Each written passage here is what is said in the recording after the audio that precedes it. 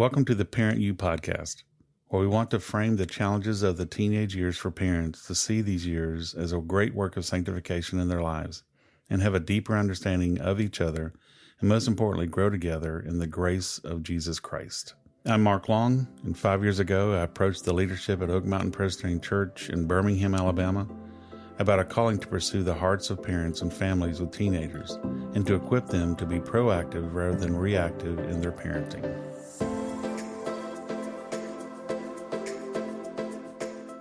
Social media. The good, the bad, the ugly. How are Christians supposed to see social media in their daily lives, see how it impacts their families? And so for us, we want to seek God in this because I believe that God is all about redeeming everything that He's created. And I know it sounds like an oxymoron, but He's allowed this social media to be created, and Christians are now called, to see how it can be redeemed for the honor and glory of Jesus Christ. So with that in mind, we've asked Mr. Patrick Bush to join us this morning. Patrick is the youth director at Faith Presbyterian Church right down the road. I've known Patrick for close to 20 years, and it's a pleasure to spend time with him. So, Patrick, welcome. Thank you for being here. Thanks, Mark. So, Patrick, we're going to talk about social media today, and I really do want to see how we can encourage parents, how we can equip parents. That's our goal. So what I'd like to do, kicking this off, is let me ask you this question. Why is it important to be knowledgeable about your kids' social media usage? I mean, we would say it's important to be knowledgeable about pretty much every other aspect of our kids' lives. My kids are too young for social media right now, but we pay attention to things they eat. We don't let them eat junk food all the time because they would. We think it's important that we help care for them in that way. We want to be knowledgeable about their friendships, who they're spending time with, the voices in their lives. And social media is no different. If we want to be knowledgeable about the things that our children are learning in school, for example. And we can be real concerned about that. We can roll our eyes at new teaching techniques. And we think all of those things are important. Social media is no different. In your experience, Patrick, what outcomes have you noticed when parents are passive about the social media in their children's lives? It seems like when parents are passive, in my experience, it seems to always come back to bite them. It seems like again and again, parents are passive on the front end. They give in to the incessant requests for a smartphone or whatever the social media app is. And then a couple years down the road, they want to be reactive. And at that point, it's too late. You can't get the toothpaste back in the tube. And so once you have opened the door to that Pandora's box, you can't close it back. And parents then, after the fact, want to wring their hands and go, oh no, how do we stop this? And the reality is, I think you're not going to stop the trend of our culture. Social media is something that has been around for a long time. It's not going anywhere anytime soon. You can't cloister off and pretend like we're just not going to ever be exposed to any of this. I think the thing more than ever is that parents have to be proactive rather than reactive. And so when I think of passive parenting, that's what I think of, is that like a passive parent is reactive rather than actually utilizing their fully developed prefrontal cortex and thinking about the consequences of their actions. Parenting's hard, and it's a really high calling, a gift that the Lord has entrusted us with, and it's something that we can't just fly by the seat of our pants in. We have to pay attention to all of those different things that our students are up against and our children are up against. So let me ask you this. What could be some things parents could do proactively when it comes to social media or cell phones? I think the bigger thing than to consider, like, what do we do about this or that app? You're just not going to be able to keep up. The principle is that you've got to have a relationship with your kids. The principle is that you've got to engage in conversation with your kids. If your aim is behavior management around a smartphone or social media, then all you're going to get in that is sneaky deception, relationship avoidance. If your aim is a deeper, trusting relationship with your children, then you need to take steps towards that aim.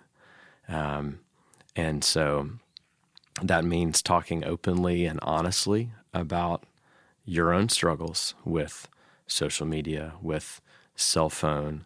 It breaks my heart when my children think that my phone has to be right next to me. Those moments, and I'm sure tons of parents have experienced it, when our kid brings the phone from the other end of the house, where I've like intentionally left it there or just forgot about it, and my kid brings it to me and sets it next to me. I was like, "Did you need this?" And I want to say, "No, I don't." But when they observe those patterns in me, that's something that I have to be honest with, and it's something that in pursuing a relationship, if I'm expecting a soft heart from my child, from my student, then I have to model the same. If I'm going to expect my student, my child to repent, then I have to lead in that. And if our parenting is supposed to image the Father, then we need to pay attention to that pattern that He set for us. That rather than just implementing a whole lot of rules, that we would actually lead with relationship. If our student is saying, "Hey, I really want this device," or "I really want this app," that's an opportunity for a conversation. At some point, they're not going to be in your home anymore, right. Lord willing. Right. And when that day comes, like, we want them to be prepared for that. We don't want them to be completely naive to the entire world. Social media and smartphone usage, our students have to learn how to use those things and how to use them well. And so at some point when they're not in our homes anymore, they're going to have wide open, unfettered access to any of those things that we want to control right now. And so it's way more critical that we have a relationship and have a conversation about those things, that we're training them in those things, than that we would set up these big walls around those things, imagining that they're never going to be exposed to them. I want to raise like well-functioning, responsible adults. I don't want to raise children that look really great as children and then their life is in shambles as adults. That would be a real failure in parenting. And obviously, the Lord is with my kids, and He is ultimately responsible for their long-term welfare. But He's entrusted me as a parent to guide them and to train them. And I am so thankful that the Lord's grace covers over all of my shortcomings in that. And that all the more encourages me in the fight to parent well. So one of the things we try to do with the podcast, without giving them the top 10 things they need to do when it comes to cell phones, I do like to encourage them with some possible effective boundaries that they could put up. And if you were to think about what would be some practical, effective boundaries that you could put in when it came to social media or cell phones? Right. When I was in high school, and soon after, like the family computer was still kind of a novel idea. Smartphones, thankfully, were not around yet. But the principle there was, if your if you're going to have a computer in your house with access to the internet, then it needs to be in a public space. But it seems like with the rise of personal devices that fit in our pocket, all of a sudden that principle goes out the window. And so I think one of the most critical things that parents could consider is that cell phones in particular need to be used in public places, that they don't belong in the student's bedroom. So many students that I know personally are always tired.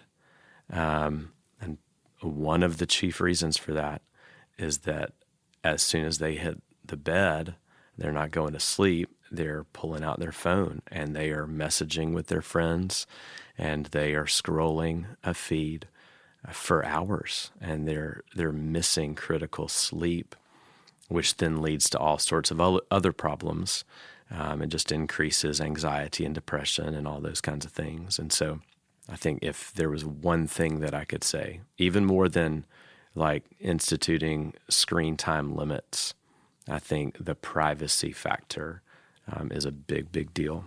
I do think the screen time limits are significant. I heard research just a couple weeks ago, fascinating, because social media can be a really good thing. Like part of God's design for Adam and Eve was that they subdue the earth, that we like figure out new ways to manage the earth that he created. And so technology is a good thing. That principle really logically flows. Technology is a really good thing. Social media is not a bad thing. And in fact, the research I saw the other day said that social media usage can be truly beneficial in the lives of teenagers. But there's limits to that.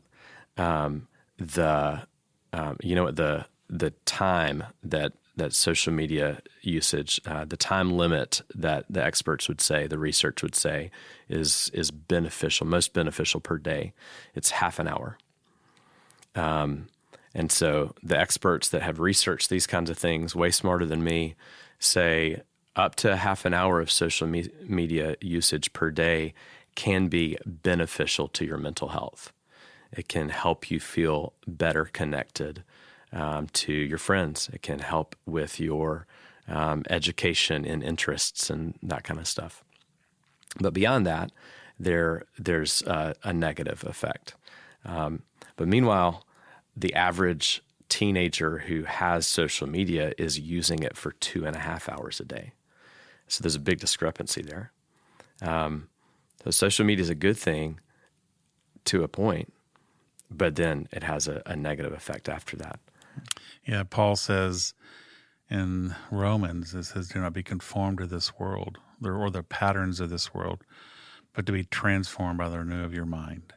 And when it comes to social media, when it comes to cell phones and anything else in our lives, we're to be transformed by the renewing of our mind. In other words, we get into the scripture and listen to those guidelines. When we talk about social media, we know that so much of it has to do with image. It has to do with value and worth. And our prayers is that students and parents would find their value and worth in Jesus Christ. So thank you, Patrick, for joining us. I really appreciate it. I always enjoyed talking with you. It's always very enlightening, and I appreciate your encouragement to me. Thank you, Mark. It's a privilege. ParentU is a ministry of Oak Mountain Presbyterian Church. I'm Pastor Mark Long, and thanks for listening.